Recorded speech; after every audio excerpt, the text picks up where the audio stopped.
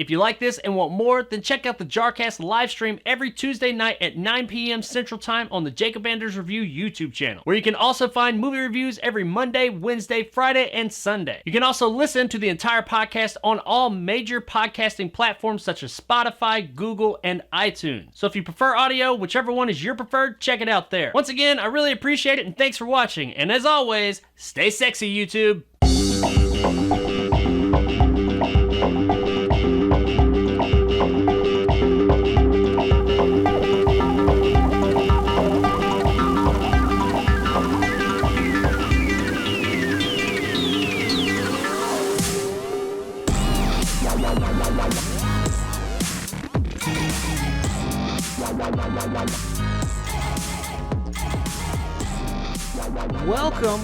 Welcome to the JARcast, episode 4. And we got a lot of stuff to talk about tonight. Quite a few things. Actually, a lot of stuff happened late in the week. There wasn't a lot going on this week. You know, of course, we had a death, famous death, and also a bunch of award nominations and stuff like that. But beyond that, there wasn't a whole lot going on until here at the end of the week. A whole lot of stuff popped off. So, yeah, that's when I started. I was kind of wondering, man, I don't have a lot to go over this week that I really want to, that I'm interested in going over. So, but yeah, I found some stuff, got plenty of things, got a couple of, I've actually got 3 trailers we're going to go over today, but 2 of them are like really short. So I don't know if I'm going to, I mean, it's still about the same amount of time. And yeah, we're going to be talking about some Justice League, Blade. We're going to talk about Cube again just for a few minutes. And Uno, of all things. Uno, yeah, it's in the news. It's in the movie news. And it's kind of weird. A week that just wasn't filled with a whole lot of news at first. And then all that changed and kind of blew up with quite a bit of, like, little stories. No, like, real big story beyond the passing of someone, but just little things. Of course, I didn't really, like, put it in here to go over too much. But, of course, this week, Christopher Plummer passed away at the ripe old age of 91. Great actor, been in some really great flicks. Was in some just this past year, and I think he's still got some filmed that are going to be coming later in the year. I don't have them in front of me, so I don't know. I don't have anything prepared for that, but I did enjoy a lot of the roles he was in. Just a great actor. I really liked, there is a story, as I said, I don't have it pulled up here, but I really like this about him. He was a classically trained actor, and when he was in this movie called The Thin Red Line by Terrence Malick. I did not like The Thin Red Line, by the way. I'm not a Terrence Malick fan, honestly, but he was in The Thin Red Line either way, and Terrence Malick is one of those directors that his movies, in my opinion, are really pretentious and drawn out and just boring. They're really pretty. Like, he has an eye for making really pretty looking movies, but he's one of those directors that will have like shots that linger just on landscapes for like 5 fucking minutes with just some like music over it. And very arty, and I'm cool with art house movies. Art house films are great. I like them, but his movies just drone on, man. But yeah, anyway, he made a movie called The Thin Red Line with a star-studded cast years ago. Christopher Plummer was in that movie. And Terrence Malick is notorious for taking big-name actors, casting them in large roles in his movies, and then in the editing room, cutting them practically all the way out, if not totally all the way out. So he did that to Christopher Plummer, and Christopher Plummer just pretty much wrote him a letter after the movie and said, I think you have a great eye for detail, and you have a great eye for, like, wonderful shots and all that, but you need a writer because you need to stop writing because you're not good at it. And he just told him, your movies just come off as really pretentious. I mean, you could say that he sounded kind of sour about the situation, how he got cut out of the film, but I mean, it's Christopher Plummer. How can you tell him no? So, I mean, I think the guy knew what he was talking about, and I agree with him. I mean, pretty much every single Terrence Malick film I've seen, I've just been like, oh my God, this is just going on forever. It was like that. I think the other one was called the New World. Is it the New World? I think it's the one about like Pocahontas. Actually, that's the one I think that he was talking about, not the Thin Red Line. The Thin Red Line was the movie that came before that. I think it was A New World or the New World, whatever it is. That's the one that Christopher Plummer was in that wrote him about it. And he even said, I'm probably never going to work with the guy again now, but I don't care because I don't want to be in those types of movies. But the way he phrased it, he was a gentleman about it. And I really like when actors or famous, just anybody, I like when anybody's, can be blunt and say what they have on their mind, but they're just, gentlemanly about it. They're respectable. There's nothing wrong with shooting somebody straight and telling them what's up. If you're, respectable about it, talk to people the way you want to be talked to. But yeah, I thought that was really cool about Christopher Plummer. Lots of other stories about Christopher Plummer out there. He's a great actor. He will be missed. But let's go ahead and jump right into this week's news. I got quite a few stories. They started piling on, but like I said, they're all little stories, so I'm not going to spend a ton of time on any of these. I haven't read through each and every one of these in detail because they did start pouring in right here at the end of the week. And I had some other ones pulled up I was going to do, but these just kind of took precedence over it.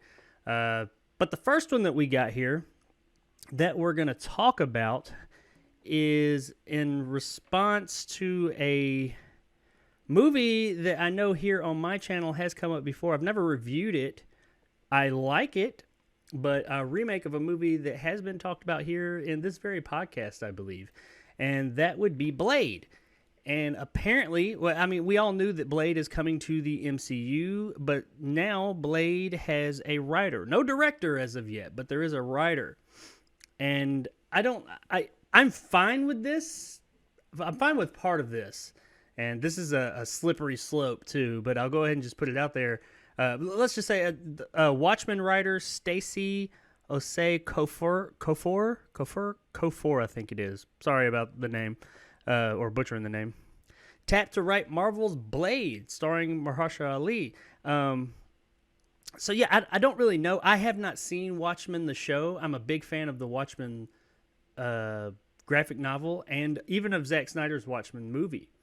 And I've heard the show is good.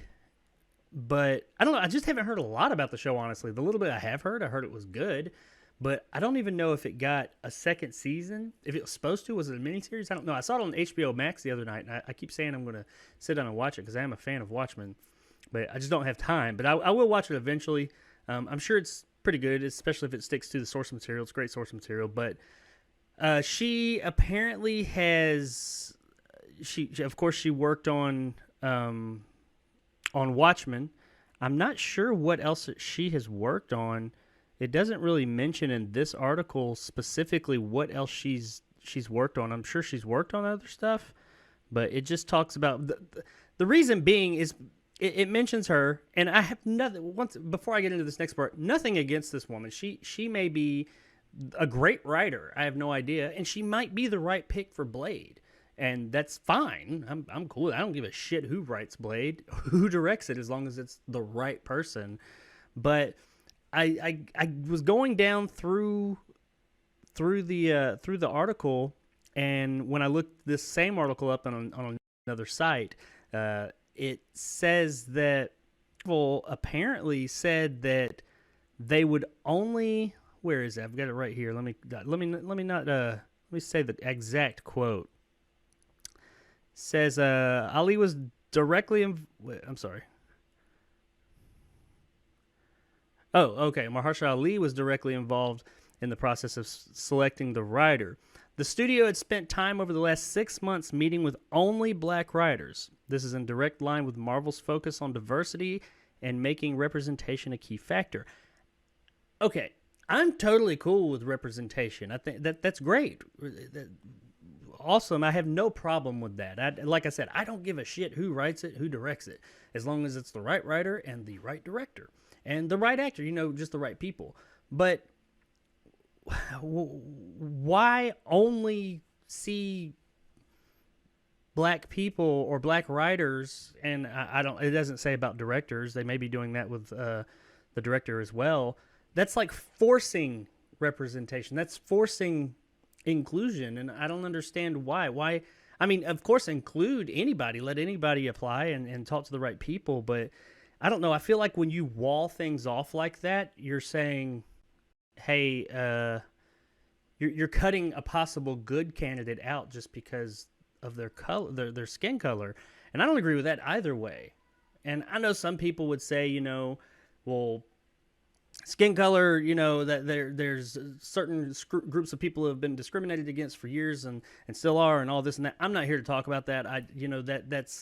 That is, yes, I know that that's happened, but why openly do, if you openly do it, it's still just as bad in my opinion. I don't think that you should say, I'm only going to talk to, black, white, or Asian people, whatever, about working on this movie, on this project. That sounds really counterintuitive to me. I don't understand. I mean, of course, somebody's always going to have something to say as to why that is the case and why it should be. And I'm not even going to get into that argument, but I'm just talking about that right there, that decision right there. I don't agree with anybody else sitting there and getting preferential treatment due to their skin color, regardless of what that skin color is. I don't agree with it here neither. Now, once again, this is nothing against this young woman. She might be the right one. She may be great. Once again, I don't know her work. I am very interested in Watchmen and giving it a shot. And if it's great, I will praise her for it. But I just don't get why studios are doing that. I mean, I get why it's a big hot topic right now, but it just doesn't sound like the way to move things forward to me. And I get that people and studios and just people are trying to move things forward, and I'm cool with that, but this doesn't the right way. And if that's the case, why'd you pick Blade? Is it because Blade's black? Yes, Blade is black. He is a black character. Great, that's fine. Why can black people only write and direct for black characters? That sounds really walled off to me. I just don't get that. I mean, why not pick like fucking Iron Man or the next Captain America or something like that? If you're gonna be, it's one more thing that you're walling off, in my opinion. But anyway, that's a rabbit hole I'm not wanting to get down. I did want to mention it because it was here, and I have no idea if this is going to work out or not. I'm a really big fan of the Blade series, the movie series. I'm not as familiar with the comic book series, but the movie series I was a big fan of. The third one was real weak, but part 1 and part 2 especially were great. And I'm hoping that regardless of, what's going on behind the scenes and all that, Stacy Kofor, I'm going to keep butchering that name. I do apologize. I know you're not watching this, but if you are listening and or watching to this, sorry, I'm terrible with names. Stacy. I'm hoping Stacy does a great job. I hope she writes a good Blade, and I hope whoever they get to direct it does a good job. But I just, let's be inclusive all around. That's all I'm saying. But anyway, all right, let's move on to the next thing. Next in line, real quick, is this is just a small little story, but director Chloe Zhou sinks her teeth into a sci-fi western Dracula for Universal. I read that and I was like, well, that could be cool. A sci-fi western. I think the idea behind a sci-fi western, I've always thought could be pretty cool since Cowboys and Aliens. That movie had potential. Didn't work out as well as I would have liked, but the idea is kind of neat. And then you throw Dracula into it too. I mean, that could be cool. This could be a really kind of over-the-top campy flick, or it just could be something taken seriously and really cool. I don't know. Once again, we're talking about a director this time. I am not familiar with her work. She's worked on Nomadland. I heard about it, but I've not seen that. I've heard a lot of good things about it, so I guess she at least directed a good movie or show. Is that a show or movie? I'm not sure. I've heard about it. I'm really out of the loop on that. But she's going to be taking on Dracula, and it's going to be a sci-fi western. I don't know how. It says it's going to be a new take on the character in the vein of a futuristic sci-fi western. So I guess not. It's not going to be like based in the old west like Cowboys versus Aliens was. It's going to be kind of maybe like a Firefly. Like Firefly was kind of like a sci-fi western in a way. Maybe it'll be like that. I don't know. But she says, I've always been fascinated by vampires and the concept of the other they embody. Zoe said in a release. I'm very excited to work with Donna Langley, Peter Kramer, and the team at Universal to reimagine such a beloved character. I guess those are some of the execs over at Universal. Well, I mean, as I said, they're just now throwing this out there, but I think that could be a cool idea. I did down here, it does say that she's wanting to take a lot of inspiration from Bram Stoker's Dracula, the OG Dracula. So I mean, that could be cool. We'll see. I mean, being a straight up sci-fi with vampires, I'm sure it's been done, but this is like the OG vampire, the Big Daddy, and they're doing a sci-fi for it. This could be really cool. It could be a fucking disaster, but it could be really cool. I mean, I could see. I don't know. I really don't know how they would do it. Is it just going to be a straight up adaptation of Bram Stoker's Dracula, but in space or in the future or something? Who knows? But I'm intrigued. My interest is piqued. I'm looking forward to hearing more about this. I need to check out Nomadland so I can kind of get a feel for her style to see if she's gonna, maybe it'll give me a better idea, just her style, like what kind of style this movie's gonna be in. Or maybe she's one of those directors that every time she makes a movie, it's like a totally different movie. It's like she doesn't have one singular style. Who knows? Most directors aren't like that. You can usually tell a director's movie. But yeah, I'm looking forward to that one. What do you guys think? Hopefully get some Dracula fans out there that are looking for an original take on Dracula. If so, it sounds like it's coming from Universal. I do wonder, is this going to work into their like dark? I think they just totally ditched that whole dark Universal thing, right? Or Dark Universe or whatever. They had like the Mummy and all that, because the Invisible Man came out and it wasn't under that Dark Universe moniker, was it? Maybe they're just going to do standalone movies like, they've been doing for 50 years that aren't connected. And maybe they'll drum up some excitement over these monsters that way. Maybe then we'll get a return of the Dark Universe. I thought the idea behind the Dark Universe was cool, but I just thought their execution wasn't very good. That thing they did with the Mummy, that movie had potential. It could have been a fun ride, but they were too worried about building an extended universe in that one movie, and they should have just done it more naturally. But that's just my opinion. I'm not in the movies. I just talk shit about them after I watch them. But yeah, Bram Stoker's Dracula in space. Hopefully you guys are looking forward to something like that, because it's coming. Okay, so next in line we have one of the oddest stories this week that I ran across, and I almost didn't talk about it, but it was so odd I just wanted to talk about it, and that is Uno, the movie, is in works at Mattel Films. What the fuck? I mean, it shouldn't surprise me, given a lot of the movies that they've made over the years. This is not going to be the first. I mean, Uno's not a board game, but, kind of like a board card game that's been made. I mean, there was Battleship, and they've made a couple of them. They're working on what is it? There's another board game. There's like a couple of Tetris, which that's a video game, I know, but it's in that same vein. You really don't see how the hell are they going to have a story to that. They're really digging deep in these things now. So, but yeah, an Uno movie is coming, and it is apparently going to be starring, let's see here, supposedly, it said what it was. Here it is. Uno is a game that transcends generations, and we look forward to partnering with Lil Yachty. I don't know who that is. That just shows how really out of it I am. I'm assuming with a name like that, that's a rapper of some sorts. I'm not familiar with his work. I'm not familiar with a lot of people's work tonight, apparently. So I don't know if I'm your best source of news this evening. I'm not familiar with Lil Yachty. I'm assuming that's how you pronounce that. It's Yacht with a Y. As well as with Coach P and Brian Shear. I'm not familiar with any of these people.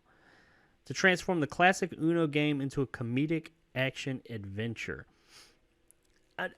Is it gonna be a movie like about Uno where they're like playing Uno or something like that? Or is it actually going to give the game Uno a story of some sort? I don't know, man. I have no idea. This is.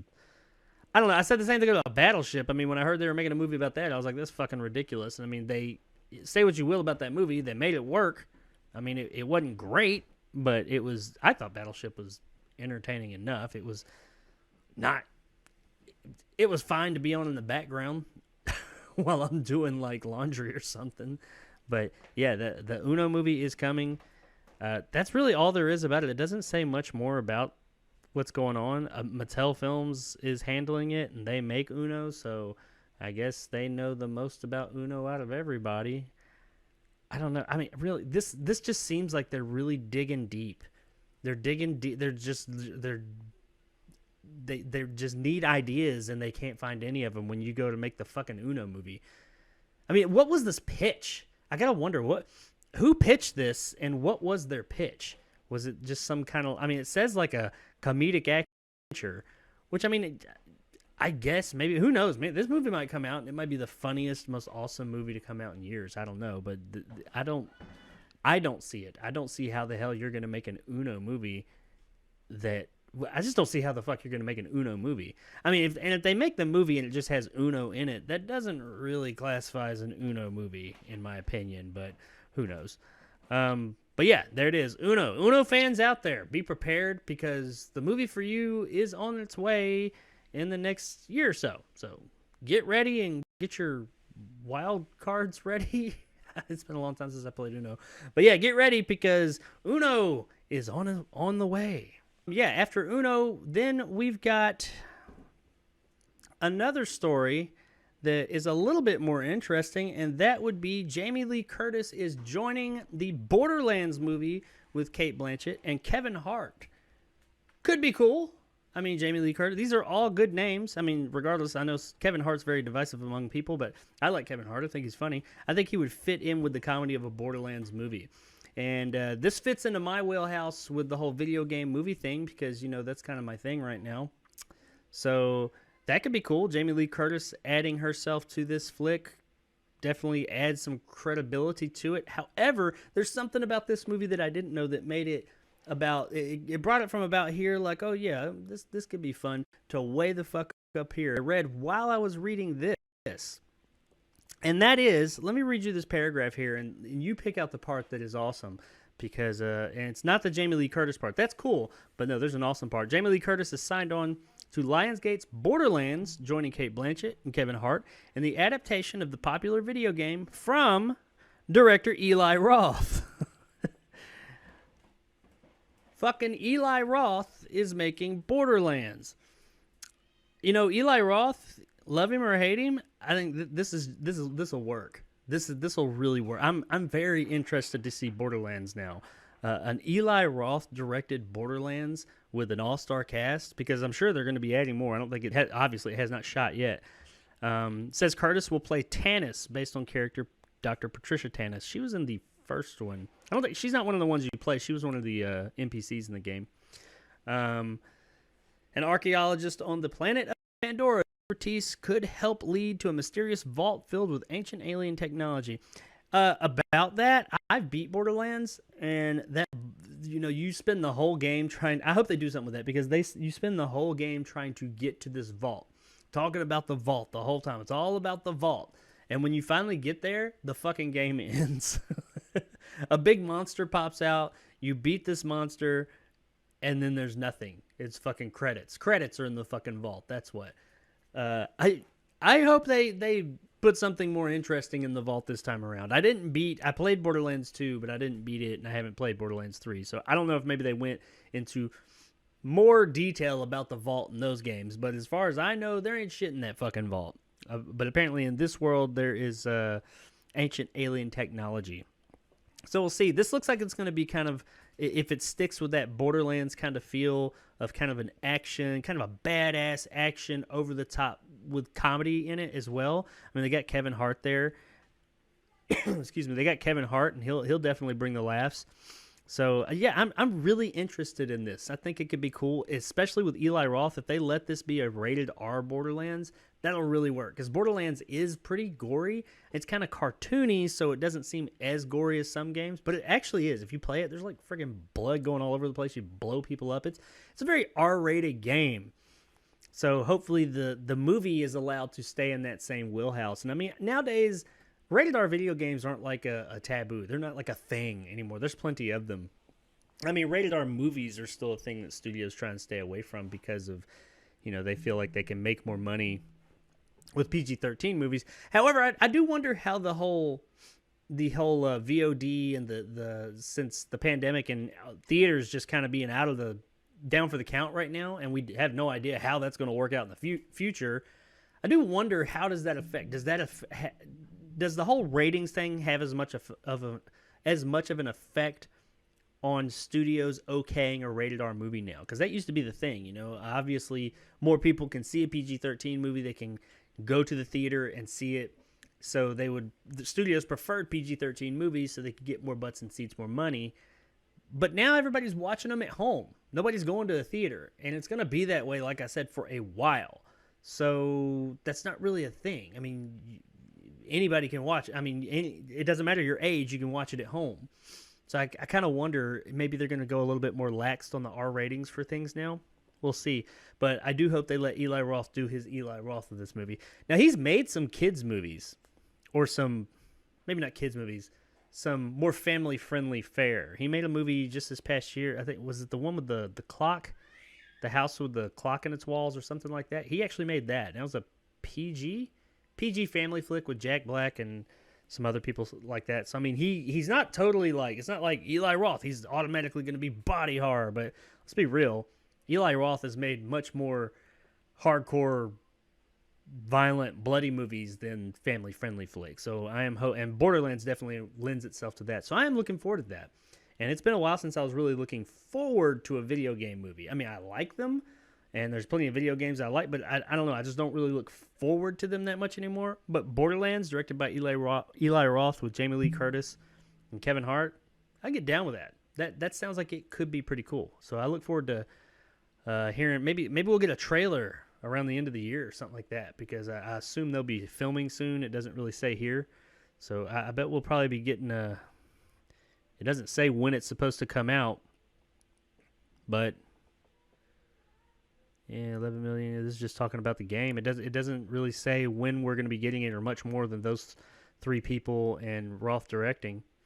But I assume it will be soon if they've already got a director down and everything. So yeah, they should start shooting. I bet they'll start shooting either here in the next few months or maybe this summer. Maybe we'll get a trailer late this year, early next year, summer release.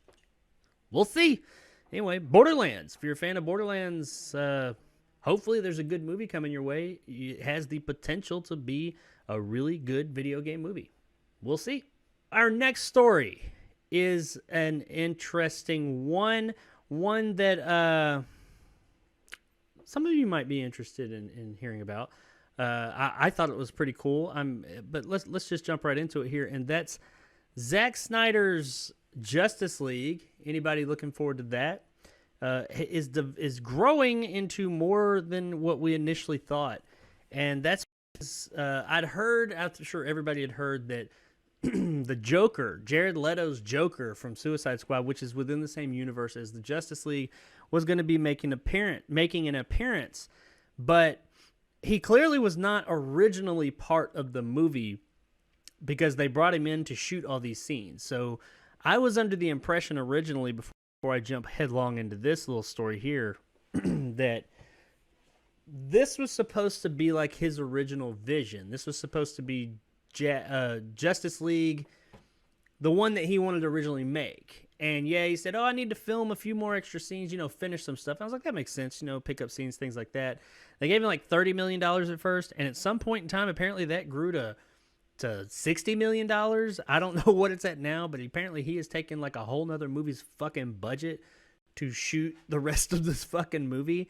And now he brought Jared Leto back in, added the Joker into it, which I mean could be cool. Jared Leto's Joker was like probably the most hated Joker ever, honestly. I didn't hate it, but I certainly didn't love it. It was not the direction I would have gone with the character. But on the flip side of that movie, Suicide Squad, was just very flawed. That was a very flawed movie. And I mean, could that Joker have worked? if the movie was better, maybe. I don't know. I mean, I just felt like Jared Leto was trying to be his own Joker and stand out from the others. I get that, but it's like he went too fucking far. He just went too far off the fucking range, and nobody was there to reel him in. It's like they just said, hey, be Joker, make it distinct, and just go do your thing and show up on day one to shoot. And whatever you do, we'll go with. So he showed up with that shit. But anyway, he's going to be in Justice League, but he's a bit different, and in my opinion, looking better. As we see here, he is, it's still Jared Leto, but all the tattoos, like the damage across his head and all that, they're gone. I don't know if there's a reason that they're gone, or if this is pre-Justice League. I can't remember where, or pre-Suicide Squad. I can't remember where Suicide Squad falls into the timeline with the Justice League. I think it's before. Pretty sure, yeah, I'm pretty sure Justice League is before. I mean, I'm pretty sure Suicide Squad is before Justice League, so it doesn't really make a lot of sense as to why he doesn't have all the tats and everything. Unless this is like a flashback or something, because they're also talking about how he may have a battle with Batman. Which, I mean, okay, I'll be cool. I mean, not a battle. Joker doesn't really battle. I mean, he'll shoot guns and stuff, but he doesn't really battle. He sets up traps and puts Batman in compromising situations. But we got two pictures of the Joker. We got this one right here of his face, which is pretty cool. He's got kind of like a bit of a Heath Ledger, just like smeary makeup. Like his version in Suicide Squad was very clean cut, if you will. As clean cut as with tattoos and stuff, but like very like hard edges and things. This is very smeared on eye makeup and lip makeup and all that. And I don't remember his face being that white either. This looks like it's a black and white picture, or it's pretty damn close to it. But I like this look, at least of his face, a lot better than the one that we had in the original, in the last time we saw this guy as this character. So maybe this will be his redeeming moment. Maybe he can redeem his Joker and everybody will just go fucking nuts over this Joker and be like, we want more. Who knows? We'll see. We got this full body right here too. It looks like he's in some type of, I don't know, a doctor's outfit or something. He looks a lot more fucking menacing. I'll say that. Like, this is a Joker that I don't want to run into on a street. I mean, I don't want to run into any of them, like in a dark alley. But Jared Leto's previous Joker, I don't know. He was like emo Joker or something. Not emo. I don't know what the hell he was. I don't even know if he knew what the fuck that was. But this is a much cooler, even if you don't love Jared Leto and you don't love his portrayal of the Joker, I think everybody will agree that this is a much cooler looking Joker than the one that we got in the fucking Suicide Squad. Like that one, this is up there, man. I don't know what the performance is going to be, how he's going to act, if he's going to act the same fucking way, but this is pretty dark looking. I do like this. This is almost like a fucking horror movie Joker, and I like that. That's cool. That's how he should have distinguished himself. Go this route, not that other thing you did. But yeah, he's apparently going to be in Justice League. Of course, they're keeping, or Zack Snyder's Justice League, Snyder Cut, whatever. But they're keeping a lot of the stuff under wraps. Like, we don't know all the specifics of what's going to happen in that movie, but they are apparently adding, not just putting his movie back together, but adding a whole lot of shit to it. I do wonder if he's trying to, because I think originally he was wanting Justice League to be 2 or 3 movies, something like that. I wonder if he's just if he's saying, you know what, I got this one shot, I'm just going to make all 3 of them now, because it's supposed to be like 4 fucking hours long, which is fucking crazy.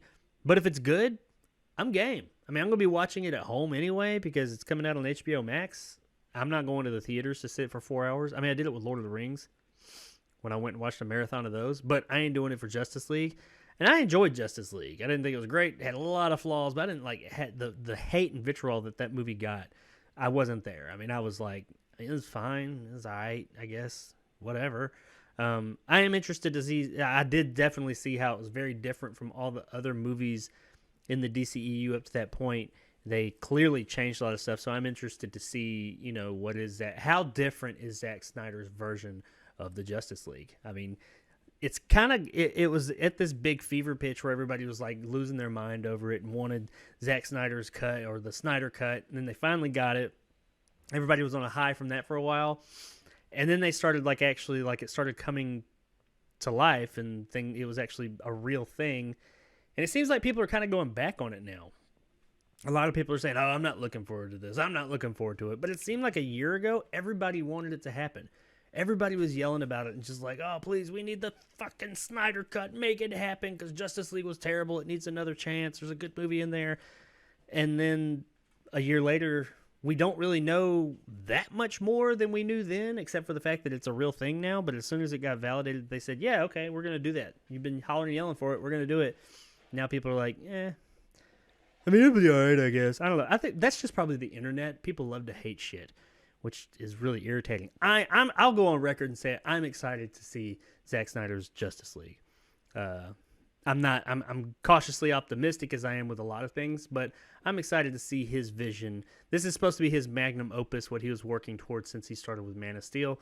So yeah, I'm interested to see what he's going to do with it. And now that he's been given even more money to put towards it, and he's got like time between, he's already seen a version of his idea, so he kind of can build off of that, even though I think he said he never saw it. But either way, Joker's going to be in it too, which could be cool, could be bad. I bet it's just like a flashback or something like that. Or maybe just I don't think he'll be in it long. I bet it'll be a fairly short cameo or maybe a scene or something like that. I don't think Joker's going to come in as like a main character or anything. I think they're probably just giving Jared Leto an opportunity to redeem himself as the Joker. But just judging by this picture, I'm down with it. I think he looks really good here. I dig this look.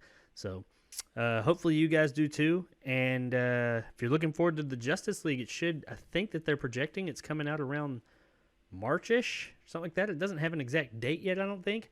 But people have been saying that it's around. Oh, here it is. Zack Snyder's Justice League released on HBO Max March 18th. So we're just we're in February. We're right over a month away from this thing. It'll be it's the 9th right now, so just a little bit over a month, and we'll get to see it. So hey, I will see it. Or the night it comes out, and I'll definitely be talking about it here on the channel. So check out my channel for a review of that, unless you're going to watch it the night it comes out as well. Moving on, next in line after that, we've got a little quick story I'm going to go over. Almost didn't cover this because it's just kind of, this started as a different story I was going to talk about the same movie that's in production, but then it got a little bit spicier today. So I said, okay, I'll touch on it. And that's Spider-Man 3 MCU flick.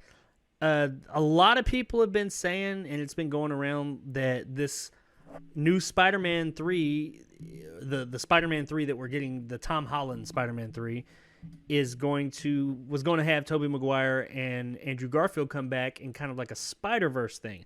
I wasn't sure how I felt about that. It could be fucking cool, but then again, I'm like, so the Spider-Verse, like the animated Spider-Verse, is kind of its own thing. It's not connected directly to the MCU Spider-Man, but it sounds like the MCU is just trying to take, oh, that was really popular, we got to take that because we're the MCU, and that's what we got to do. So I didn't know how I felt about that. Could be good, could be bad, but apparently Tom Holland is saying Tobey Maguire and Andrew Garfield will not be in Spider-Man 3. However, a lot of people are saying no, they are. You just don't know it because you can't keep your fucking mouth shut. Says Spider-Man 3 has had quite a bit of buzz surrounding it. It's been rumored that Tobey Maguire and Andrew Garfield will be making appearances in the film alongside current Peter Parker Spider-Man actor Tom Holland.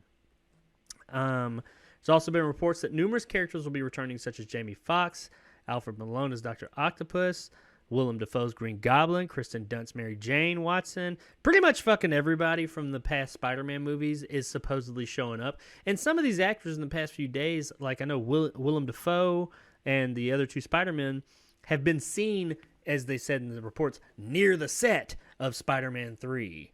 So, but I mean, I don't know if it's on a lot, if it's like on a studio lot, is that really surprising that they're near the set? Because that's how those things work. There could be the actors can be on a set or on a lot that multiple movies are being filmed on. But yeah, I mean, people can be on a lot because if they all work, this is a Sony picture, so if they're on the Sony lot, just because they're on the same lot doesn't, or on the same, the same studio lot, that multiple movies are being worked on, that doesn't mean they're necessarily working on that one movie. I don't know if it was a lot, like on a lot at Sony Pictures, or if it was out in, on location or what. Now, if it's on location and all these people just happen to be there at the Spider-Man 3 filming, that does seem a bit suspect. But they're also saying that Tom Holland is currently filming Spider-Man 3 and was asked by Esquire magazine about Maguire and Andrew Garfield appearing in the upcoming cinematic universe film. And he said, no, they will not be appearing in this film unless they have hidden the most massive piece of information from me, which I think is too big of a secret for them to keep from me. But as of yet, no, it'll be a continuation of the Spider-Man movies that we've been making. And they also say it should be pointed out, however, that this doesn't mean that they won't be appearing in the film. Marvel has been notorious for denying rumors ahead of film's release, only to see the rumors turn out to be true later on. And it goes on to talk about Avengers Endgame and many others. But Tom Holland is also, and it mentions it in here, he is notorious for spoiling the movies he's in. So it's not totally outside of the realm of possibility that either A, the production is keeping this a secret from him for now, at least, if not totally, or B, he's been told, look, if you fuck this up, kiss this shit goodbye. We're not putting up with your shit no more. It was cute for a little while, but you ain't cute no more. So maybe he's just like totally in straight up denial phase. He's just denying every bit of it. Anything somebody says, is Spider-Man 3 being made on the set of Spider-Man 3? No, it is not.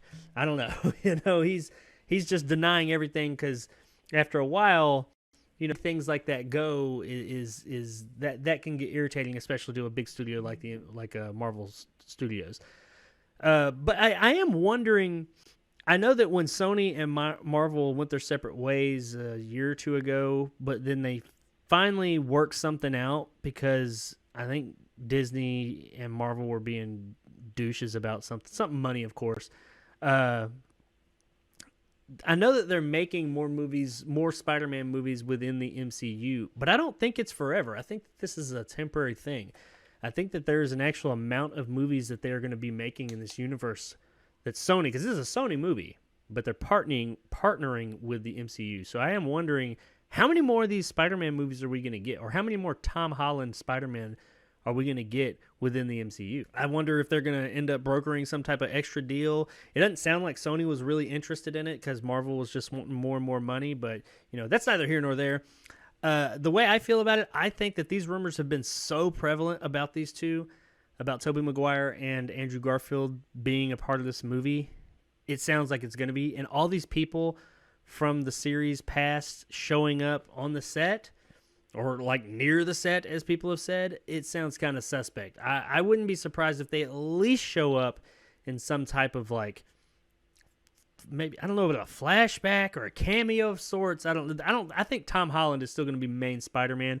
I don't think it's going to be to the extent of like Spider-Verse was, but I would not be surprised if these guys if they show up in a cameo of some sort in that movie. But I don't know. I guess we'll see. This one's slated to come out December 17th. So this year. It's coming out later this year. Says it's scheduled to hit theaters December 17th, 2021. I doubt it. It's probably going to be hitting. Well, no, it's not.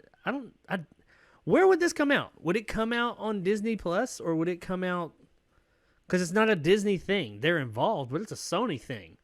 So would Sony want to put it out on as many VOD platforms as possible if they went that route? That's interesting. I don't know if one or the other owns, is in control of that, or how that's going to work out. That's an interesting. I do wonder where will be December 17th, 2021, as far as theaters, and what they will do with this movie at that point, seeing as how two juggernauts kind of own the movie. So it's like, which way are you going to go? But yes, Spider-Man 3, it's just a little bit of news, really, not really even news, just everybody's been saying that's how it was, and now he comes forward and says it's not, but then nobody believes him. So I guess we'll find out within this year, unless it gets pushed back. So Spider-Man fans, you might be getting a whole bunch of Spider-Man December 17th. So that will about do it for the news this week. Like I said, there wasn't a whole lot going on, and what there was kind of came in there at the end. I know there were a lot of like nominations for award shows and stuff like that this week, and fine, but I didn't really want to cover that stuff because it's really, some of it was either nominations and some of it was nomination predictions and stuff like that, and there was also a bunch of political stuff and stuff like that that was creeping its way into entertainment, and I'm definitely not going to cover that shit. So as far as the stuff I was interested in and the things I thought would be, warranted a talk, this is about it. It's kind of a slow news week, some or more next week. I do have a couple of trailers I wanted to talk about, fairly short. There's 3, in fact, that I want to talk about, though 2 of them are extremely short. We got the Super Bowl this week.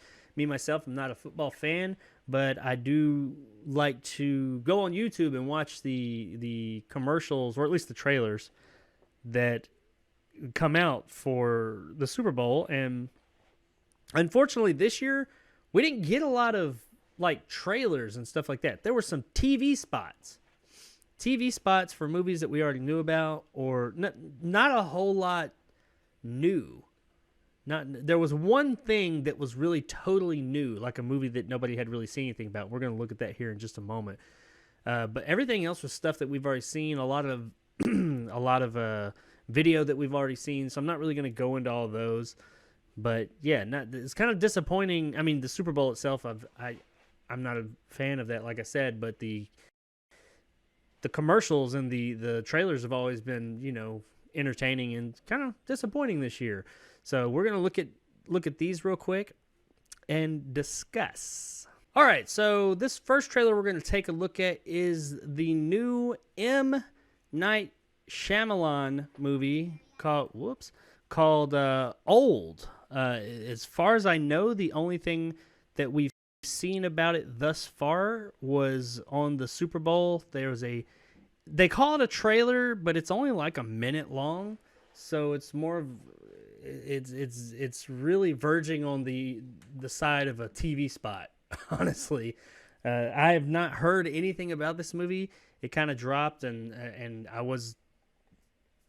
I didn't even know it was in the works. I mean, I guess it doesn't surprise me that M. Night Shyamalan's working on something, but I know nothing about this movie. I just know it's an M. Night Shyamalan movie, and beyond that, I know nothing else. So we're going to take a look at this. I'll give you my reaction, and then we will take it from there. All right, so here we go with the trailer of Old. Are we there yet? This beach, it's beautiful. My swimsuit is hurting. They do look small. What? My Let's play swimsuit hide is and hurting. seek. Have you seen my children? Mom, I'm right here. Oh, what are they like? He was 6 years old this morning. What the fuck? Oh no. That's the guy from Hereditary. There's something wrong with this beach. We were chosen for a reason. Oh shit, these people are all like aging super fast or something. Old, only in theaters this summer. That was fucking crazy. That was just a TV spot. But I haven't seen any other trailers or anything. I actually looked for a longer trailer. That's the first thing there's been about it. I mean, that wasn't much, man. That didn't give me much. So I can't really say, I mean, what I saw, I'm really intrigued. I'm really curious to see what what's going on there. That was really that was a lot. They threw a lot of stuff up on the screen like really quick. I mean, apparently these people are going to this island. It looks like maybe a family or two. It's at least one family. I think it's either 2 families or like one big family, maybe some friends or something. They're on this island. I'm going to say somewhere in South America, maybe. I could be wrong. I don't know. It doesn't look like a Central America. Wherever it is, they're there, and like, I guess it showed them walk out from like those rocks over there, and then like, man, I don't know. They walked out from the rocks, and then they were old as shit. So I don't know what that's gonna be about.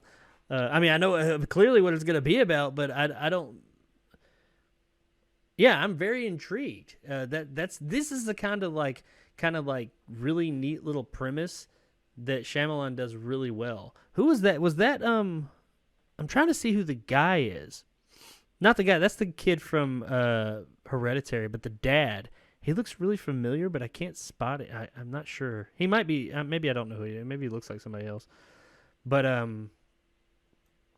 yeah, I'm curious. I'm definitely gonna see that. I like that it does what his movies do best is they give you the basic premise and then they say, hey, here's the basic premise of this movie. We're not going to tell you shit else until you see it. And then there'll be, a twist or two at the end. I wonder if it'll have the twist. Is it going to have the great Shyamalan twist? Who knows?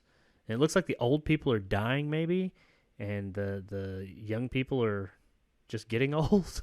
I don't know why is this happening? I wonder if it's going to tell us. Is it like a time travel thing? I don't know, man. I got a lot of fucking questions, and I feel like they're not going to get answered until this movie comes out. And I don't know let's see if it says at the end if it has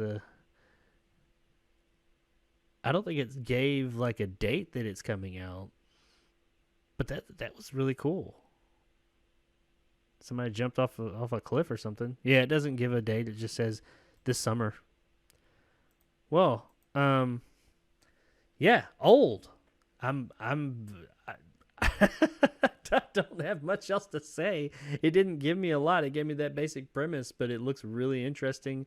And Shyamalan's been doing a lot better in the past few years. His movies have been much better. He had his lull there for a while, but he brought it back to like, grassroots, and it seems like he's doing a lot better with those smaller, more intimate movies. And this seems like to be one of those, a very confined story just about these characters specifically. And that's where he usually thrives, is when it comes to smaller stories that are very character driven about some people, and not just like a big, huge After Earth kind of thing or something like that. Or what was the one, The Happening? that movie's so bad.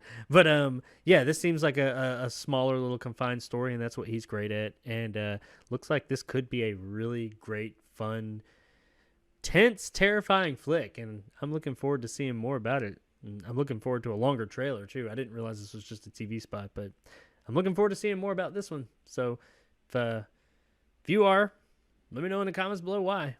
Not why, but if you are, let me know in the comments below what you're looking forward to and if you're looking forward to it. I got one more TV spot to look at. This didn't come out on a Super Bowl, and I don't even know if it's all in English, but this is a quick little trailer, more or less a TV spot. I mean, it's only like 30 seconds to a minute long. This one is of a movie that we have talked about here before. Whoops. But actually, I talked about it last week, that it's coming. I didn't even know it was being made, and it's already made, and it's coming out later this year. And it got its first trailer. It's only about 45 seconds long or so, if even that. So it's not much, but it kind of gives us an idea of the look of the film, at least. It's a Japanese movie. It is in Japanese, so I can't, the little bit of dialogue that's in this, if there is any. I have not watched this yet. I skipped through it just to see how long it is. But I saw that there's no subtitles or anything, so I have no idea what these people are saying. But it is a remake of Cube, if you hadn't guessed already. We talked about that last week. This is the Japanese remake of Cube that we talked about on the podcast last week. There's already a very, very, very short trailer. So, but like I said, maybe at least I'm going to take a look at it to see if it'll at least give us an idea of what to expect tonally, the aesthetic of the movie.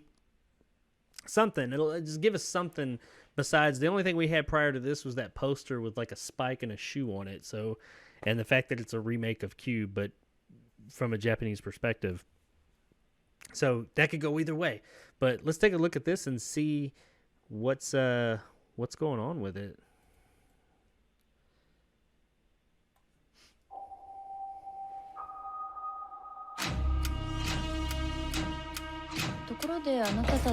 Cube looks the same. Well, pretty much the same. They're changing the colors. I wonder if...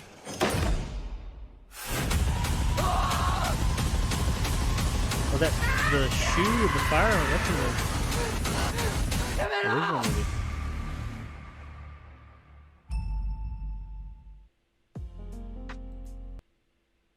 Well, yeah, like I said, that was pretty short. I mean, it looks cool. I don't know what they were saying. They only, spouted off a couple of lines of dialogue. It looks really similar to the last one, to the original Cube. The whole aesthetic and everything, the cube itself inside, that I think it was slightly different, but this is the basic design, and they probably did the same thing as the last one, where it's pretty much the same set. They just changed the lights in the behind the wall.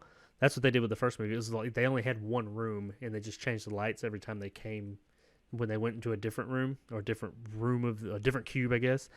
So, I mean, I saw some scenes that I remember from the original, like the shoe being on fire. They used that to kind of see if there was a booby trap in that room, and I think it blazed one of them on fire.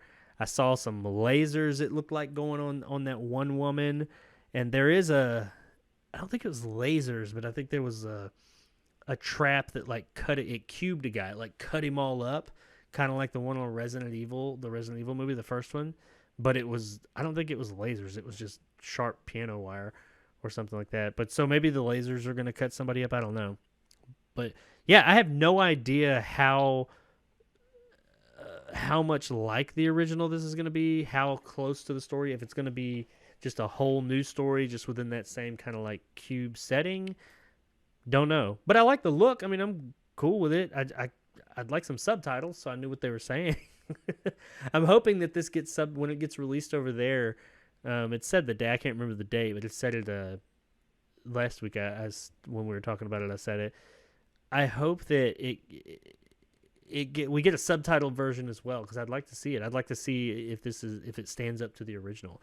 So I'm a huge fan of the original Cube. It was a good time.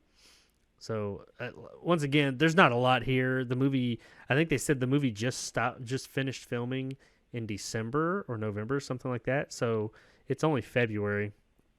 They don't have a lot, so it looks like they just put this little bit out for everybody. But this doesn't give us a lot, except for what I was expecting, just to kind of give me an idea of how it's going to look, the aesthetic of it all and all that. So yeah, could be cool. I don't know. This one's still up in the air whether it's going to be a good time or not. We'll see. But at the moment, as I do with many things, I will remain cautiously optimistic. There is one more trailer we're going to look at. This is an actual full-length trailer. Haven't seen this one either. This is one I have not been super invested in, and I know a lot of people are pretty hyped for it.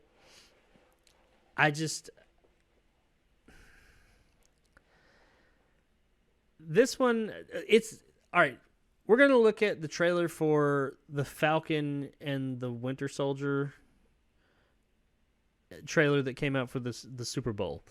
And I don't have anything against this series. It's the MCU ever since Endgame, and I enjoyed Endgame, and I enjoyed the MCU up to that point.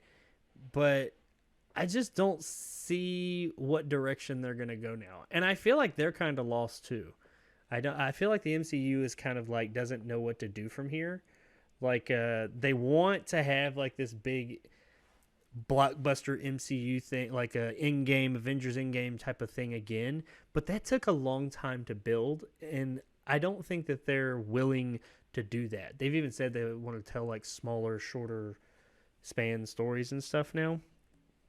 And plus, they just don't seem like they have, which is kind of odd because it's always been their thing. They don't seem like they have a clear vision of where it's all going now. And I mean, they could turn it all around and I could be like, oh, wait, I was totally wrong. But I don't see that vision as of right now.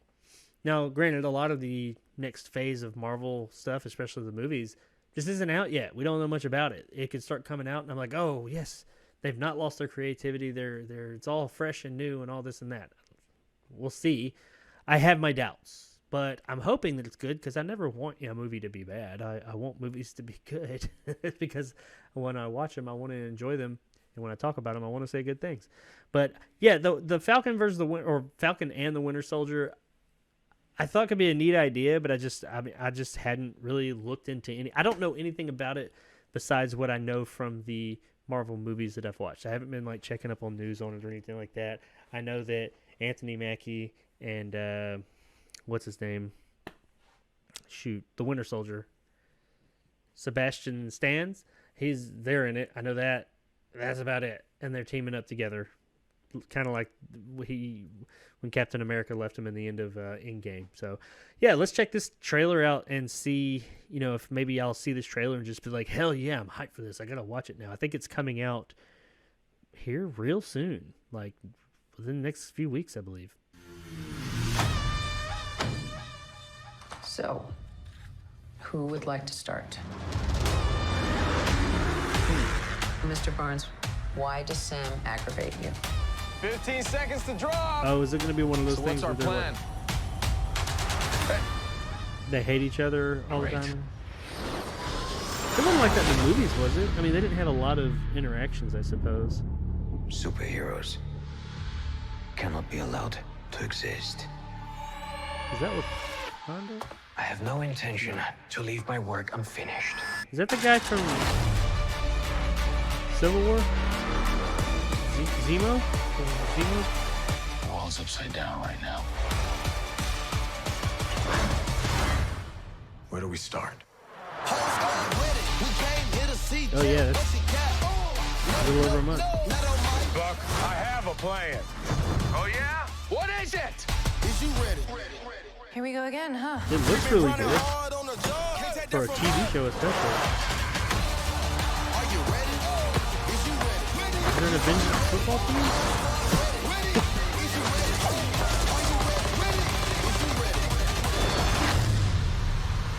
Okay, so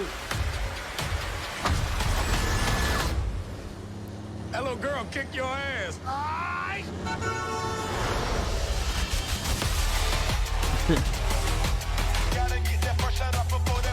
so is the Falcon and the Winter Soldier supposed to be like edgy See? Marvel? That wasn't so hard. Are you ready? Are they like Is you ready? Okay. together like that? What are you doing? Whole squad ready. Are you having a staring contest? Are you ready? Ready? Is you ready? Just blink. Sweet Jesus. I mean, how old are you? That actually looks pretty cool. That looks fun. Admittedly, I'm a little bit more. I'm looking forward to that a little bit more now than I was before. I don't know if it'll be any good, but I mean, I didn't think it was gonna be bad. I wasn't thinking automatically it was gonna be bad. I just wasn't really hyped for it. But yeah, I'm gonna watch that. I'm looking forward to that now. I'll probably get like that just moved up a little further on my watch list. I gotta ask though, why does the Falcon, Anthony Mackie's Falcon, why does he get everything and Bucky Barnes, that's his name, right? Bucky, the Winter Soldier, he gets not much. I mean, Falcon's got like the wings and the shield. I mean, he gets to fly around, and he has like the Captain America shield and all that. What the fuck has Bucky got? He's got the arm, and yeah, that's about it. Doesn't look like the arm's doing much either. I think he caught himself before he fell off that truck in one part. But beyond that, what's he got? I don't know. I don't know. I think that was that Zemo guy from. I think his name was Zemo from Civil War. Because yeah, he didn't die. They put him in jail in the end of that, or in like that special prison in the end of that movie. So he's still around. Maybe he'll be the main antagonist of the show. I don't know. It didn't really. I like that because it gave us a tone and showed us what the show was going to be like, but it didn't really give anything away. So yeah, I really like the way that they did that trailer. I'm interested in seeing that. That actually was pretty cool. It looked really good too. It looked like a movie. If you had told me that was a movie, that could be a trailer for a movie, and it looked like the trailer for a Marvel movie. Honestly, I would be, if you had put that in front of me and I had no idea they were making this show and you said this is the next Marvel movie, I'd believe you because it looked really good and it was cut like a movie trailer. But yeah, it's pretty cool. I mean, it didn't really tell me much, but I'm okay with that. I don't want to know everything before I go in. I don't know why they have like this beef with each other. Maybe it'll explain that. I don't remember them having any kind of issues with each other in the movies leading up to this. I don't recall them having a whole lot of like interactions with each other. I mean, they obviously had some, but so I don't know where that's coming from. Is that gonna be like the show's shtick? Like where they just are kind of like always like playful banter, like two partners that respect each other and always got each other's back, but they kind of hate each other all the time. That kind of thing. I don't know. that could be fun for a while, but it could wear thin as well. But they can also, a lot of the times movies will use that for like cheap shots where like they're hating on each other the whole time, but then one of them comes and saves the other one's life, some tearjerker moment or something. I don't know. We'll see. But that was actually pretty cool. Once again, like I said, since Endgame, the MCU is kind of tapered off for me. They haven't come out with much either, though. But I mean, it's just kind of, I don't know what direction they're going, and I don't know how much faith I have in them at this point. We'll see. Because they honestly have made some decisions. Not many of those decisions have come to fruition yet, but they have made some decisions that I've heard about and read about that I didn't think were the best idea. Now, granted, I mean, I guess they know what they're doing to a degree, but I just feel like they're making some real odd decisions here or there. But as far as that show goes, I haven't heard anything bad about it, and that looks pretty cool. So March 18th, I'll probably check it out. I'm not a big fan of watching shows week to week, and I think Disney Plus does that. They release the shows weekly. I'm too impatient for that. I usually wait for the whole season to come out, and then I just binge it. I might wait like closer to the end of the season and then start watching it, so by the time I get to the end, the season will be over. I'd be willing to do that. So I might not watch it on March 18th because I just don't want to wait all that time. I wonder how long the episodes are. Anyway, yeah, that was The Falcon and the Winter Soldier, or Falcon and the Winter Soldier. The Falcon and the Winter Soldier trailer from the Super Bowl coming in a little over a month. So look, I'm looking forward to it now. Hope you guys are too. And yeah, I don't usually do TV show like reviews here, but who knows? New day. If it's really fucking awesome, I might check it out. All right, guys, thanks for joining me for episode 4 of the JARcast movie podcast. We are here every Tuesday night shooting it live on YouTube, on my YouTube channel, Jacob Anders Reviews, at 7 o'clock Pacific time, 10 o'clock Eastern time. You can also find the show on Spotify, Google Music, iTunes, and all other major podcasting platforms if you prefer the audio version. And yeah, that's about all I got this week. Slow week, I know, but is what it is. Slow week, slow show. That's all I can say. Hope you enjoyed it. Hope you like the show. Subscribe, like, follow, all that good stuff. And I will see you guys next week.